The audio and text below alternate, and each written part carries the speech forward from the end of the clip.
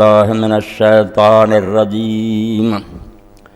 بسم الله الرحمن الرحيم. الله نور السماوات والأرض مثل نوره كمشكاة فيها مصباح المصباح في زجاجة الزجاجة كأنها كوكب دري يوقد من شجرة مباركة زيتونة لا شرقية ولا غربية يكاد زيتها يضيء ولو لم تمسسه نار نور على نور يهدي الله لنوره من يشاء ويضرب الله الأمثال للناس والله بكل شيء عليم.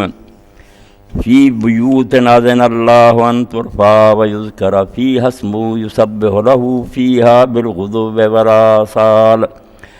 رجال لا تلهيهم تجارة ولا بيع عن ذكر الله وإقام الصلاة وإيتاء الزكاة يخافون يوما تتقلب فيه القلوب والأبصار ليجزيهم الله أحسن ما عملوا ويزيدهم من فضله والله يرزق من يشاء بغير حساب. والذين كفروا أعمالهم كسراب بقية يحسبه الزمان ماء حتى إذا جاءه لم يجده شيئا ووجد الله عنده فوفاه حسابه والله سريع الحساب. أو كظلمات في بحر اللجي يغشاه موج من فوقه سحاب ظلمات بعضها فوق بعض إذا أخرج يده لم يكد يراها ومن لم يجعل الله له نورا فما له من نور. سورہ نور کا 5واں رکوع میں نے آپ کے سامنے تلاوت کیا. اللہ رب العالمین کا ارشاد ہے کہ اللہ آسمانوں اور زمینوں کا نور ہے. اس کے نور کی مثال ایسے ہے جیسے کوئی تاک ہو، اس تاک میں چراغ ہو، چراغ شیشے میں ہو، شیشہ ایسا صاف ستھرا ہو جیسے کہ چمکتا ہوا ستارہ ہے، اور اس چراغ میں جو تیل جلایا جاتا ہے وہ مبارک درخت زیتون کا ہو، اور زیتون کا وہ درخت نہ مشرق میں ہو نہ مغرب میں، اور اس کا تیل اتنا صاف اور بھڑکیلا ہو کہ آگ کے چھوئے بغیر ہی یوں لگتا ہے کہ وہ خود ہی بھڑک اٹھے گا، چمک اٹھے گا. نور پر نور ہے. اللہ اپنے نور کی طرف جس کو چاہتا ہے ہدایت دیتا ہے. لوگوں کے لیے اللہ مثالیں بیان کرتا ہے. اللہ ہر شے کو جانتا ہے.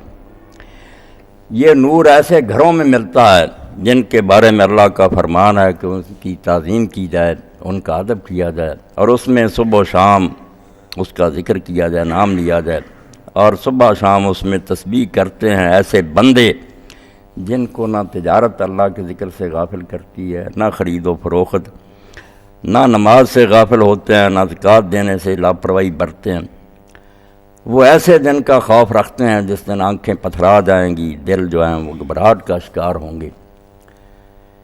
نتیجہ یہ ہوگا کہ اللہ تعالیٰ ایسے لوگوں کو ان کے عملوں کا بہترین بدلہ دے گا اور اپنے فضل سے انہیں اور بہت زیادہ عطا فرمائے گا، اور اللہ جس کو چاہے گا بے حساب دے گا. اور جو لوگ کافر ہیں ان کے اعمال ایسے ہیں جیسے کسی جنگل میں چمکتی ریت نظر آئے اور آدمی اس کو سمجھے کہ یہ پانی ہے، پیاسا اس کو پانی سمجھ کے ادھر جائے، مگر جب وہاں پہنچے تو وہاں پانی نہ ہو، کچھ بھی نہ وہاں ملے، اور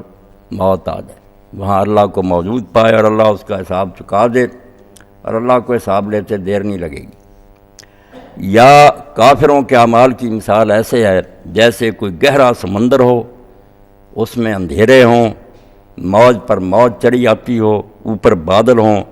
ظلمات بعضها فوق بعض، ایک اندھیرا نہیں، اندھیرے پر اندھیرے چڑھے ہوئے، حتیٰ کہ یوں معلوم ہوتا کہ اگر وہ اپنا ہاتھ بھی نکالے تو اندھیروں میں اپنے ہاتھ کو بھی نہیں دیکھ سکے گی. جس کو اللہ نور نہ دے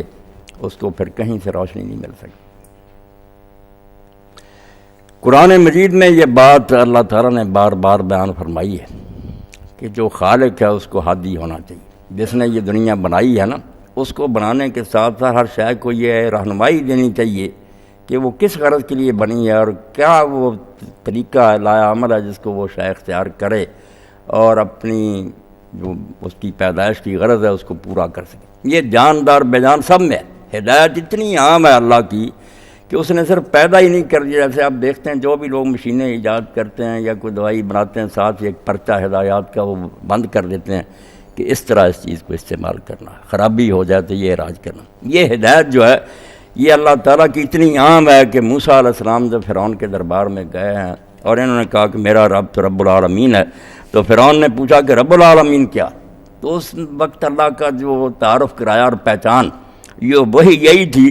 ربنا الذی آتی کل شیء خلقہ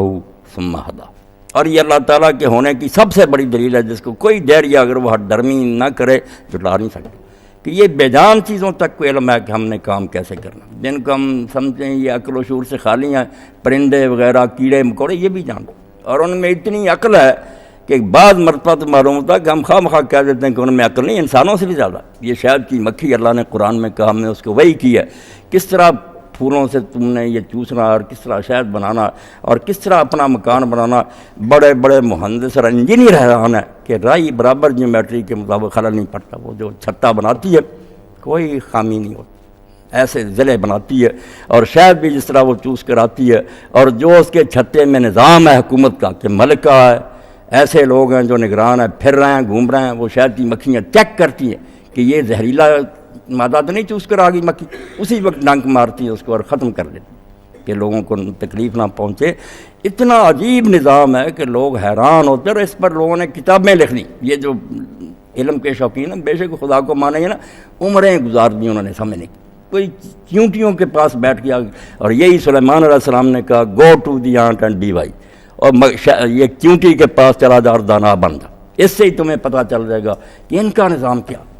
اور لوگ حیران ہیں کہ اللہ نے کیسی انہیں ہدایت دی ہے کہ اگر وہ دانہ سالم رکھیں گندم وغیرہ کا جو وہ کھینچ کر لاتی ہیں، تو جب دن آئیں گے اگنے کے وہ دانہ اگ جائے گا، پھر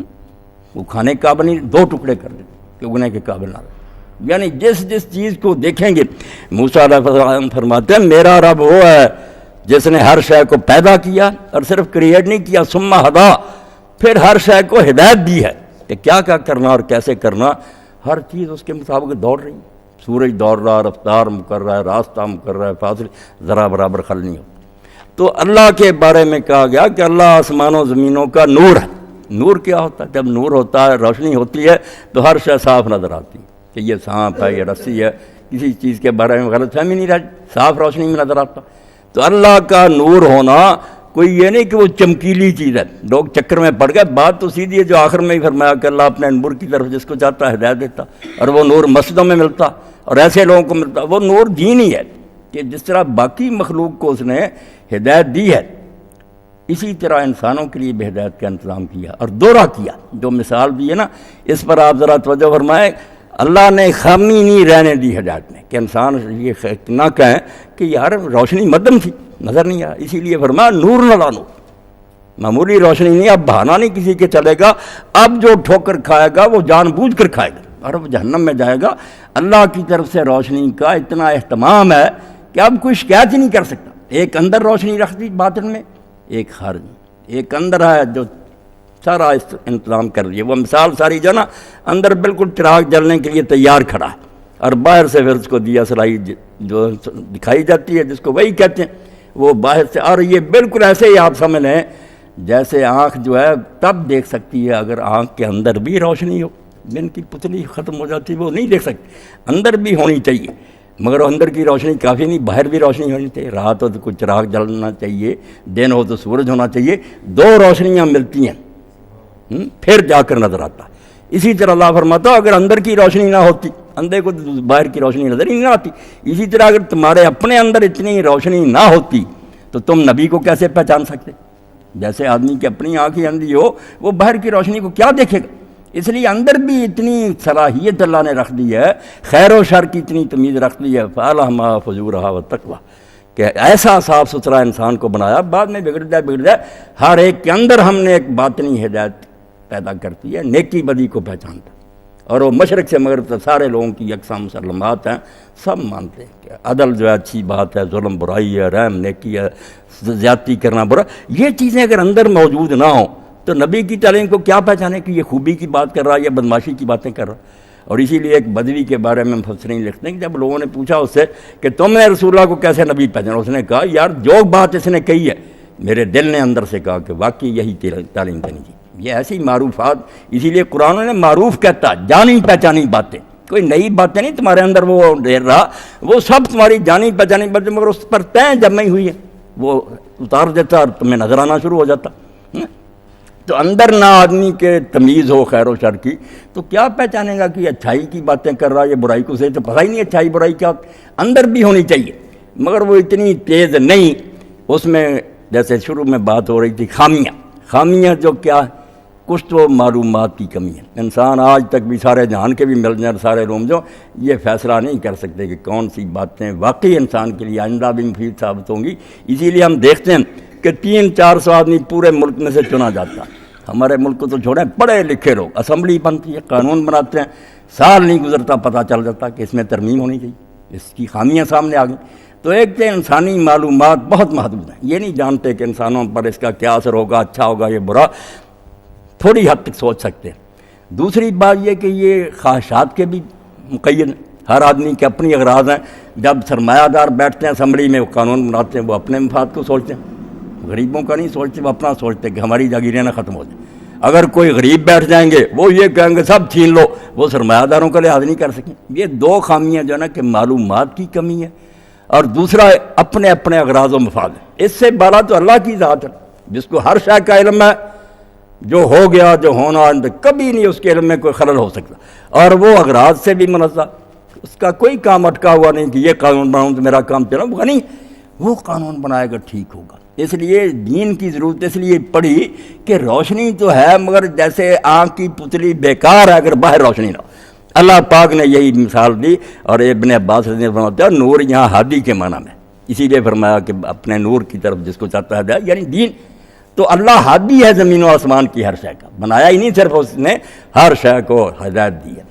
بے جان چیزوں کو بھی دے دی، بالکل ان کے اندر رکھ دیا کمپیوٹر کہ تم نے یہ کام اس طرح کرنا، پودا بھی جانتا کس طرح جڑیں نیچے جانی ہے اوپر جانی، ہر شے کو اس کی ہدایت دے دی ہے۔ تو انسانوں کے لیے جو ہدایت کا انتظام فرمایا ہے اس کا بیان فرمایا کہ اللہ کے نور کو اگر سمجھنا چاہتے ہیں پہلے اندر کے نور کی بات کی، اور اس زمانے میں جو اعلیٰ سے اعلیٰ روشنی ہو سکتی تھی نا اس کو ذہن میں رکھے، وہاں یہ اتنے ہزار پاور کا نہیں تھا بلب، ورنہ یہ مثال دیتی ہے اندر جو روشنی فرمایا وہ بھی کوئی چھوٹا انتظام نہیں، اتنا ضمیر اور تمہارے اندر روشنی رکھ دی ہے کہ ایسا سمجھو جیسے تاک ہو۔ اب اگر تاک میں نہ پڑا ہو چراغ، اس زمانے کے چراغ دو سے جل رہے تھے، تیل سے ہوا سے ادھر ادھر ہو جاتے تھے، تو تاک میں بند نہ ہو، دونوں طرف سے کھلا ہو تو پھر بھی روشنی ایک سائڈ کو نہیں نہ منعکس ہوتی، پھیل جاتی۔ اگر ایک طرف سے بند ہو اور اس میں کوئی دیا رکھ دیا جائے تو پھر باقی سائڈوں کو روشنی نہیں جاتی، وہ ساری اکٹھی ہو کر ایک طرف کو آتی ہے۔ اللہ پاک نے تشبیہ میں کیسے سمجھا رہے ہیں اس دور کے مطلب اعلیٰ سے اعلیٰ روشنی کہ چراغ ہے مگر وہ چراغ تاک میں رکھو، کھلی جگہ نہیں ہے، ایسی جگہ ہے کہ جہاں سے ساری روشنی پھر اکٹھی ہو کر ایک ہی طرف کو آ رہی۔ اب وہ چراغ بھی ویسے ہی نہیں ہے کہ شیشہ نہیں ہے، لالٹن پرانی آپ دیکھیں اگر شیشہ ٹوٹ جائے پھر وہ جلائیں پھر بھی روشنی نہیں، اس پر شیشہ اگر چڑھا ہو تو پھر اور زیادہ روشنی اچھی ہو جاتی۔ تاک ہے، تاک میں چراغ ہے، چراغ بھی شیشے میں ہے، پھر شیشہ اگر میلا ہو پھر بھی روشنی خراب ہو جائے گی۔ تو فرمایا چراغ بھی جو ہے نا ایسے شیشے میں ہے کہ وہ شیشہ